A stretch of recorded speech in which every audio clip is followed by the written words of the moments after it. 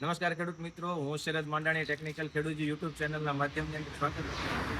ખેડૂત મિત્રો, અત્યારે છેલ્લા 1 થી 2 દિવસની અંદર છે હોશે ને જોશે છે અત્યારે ખેડૂત મિત્રોની અંદર મગફળીનું અને કપાસનું વાવેતર છે એ ચાલુ થઈ ગયું છે. જે સિઝન અત્યારે ખેડૂત મિત્રો રાહ જોઈ રહ્યા હતા એ વરસાદ આવવાના લીધે સિઝન ચાલુ થઈ ગઈ છે. ઘણા બધા એરિયાની અંદર વરસાદના ઝાપટા આવ્યા છે, ઘણા બધા એરિયાની અંદર સારો વરસાદ થઈ ગયો છે. તો અત્યારે ખેડૂત મિત્રો જે પાયાના ખાતરથી ચાલુ કરીને જે કપાસ અને મગફળીનું જે બિયારણ વાવવાના છે એની છે શરૂઆત કરી દીધી છે. હવે ખેડૂત મિત્રો, મારે આ ચેનલના માધ્યમ દ્વારા તમને જણાવવાનું એટલું જ કે જો ખેડૂત મિત્રો તમે મગફળી અથવા તો કપાસની અંદર એસએસપી, ડીએપી કે કોઈ પણ પ્રકારનું ખાતર વાવતા હોય એની અંદર છે તમારે અત્યારે એક અચૂક ધ્યાન રાખવાનું છે કે મેક્સરાઇઝરનો વપરાશ તમે કરો ને કરો. હવે ખેડૂત મિત્રો, તમને એમ લાગતું હશે કે આ શું કામ કહું છું, તો ખેડૂત મિત્રો, આ વર્ષે મેં ઘણા બધા જે ખેડૂત મિત્રો છે એના જે સોઇલ હેલ્થ કાર્ડ એટલે કે જે જમીન ચકાસણીના રિપોર્ટ જોયા.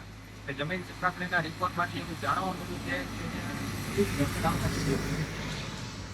જે પણ ખેડૂત મિત્રો દર વર્ષે જે વધારે પ્રમાણની અંદર ફોસ્ફરસ અથવા તો ડીએપી અથવા એસએસપી કોઈ પણ પ્રકારનું ખાતર નાખે છે, 100% જે તમારી જમીનની અંદર મળતું નથી.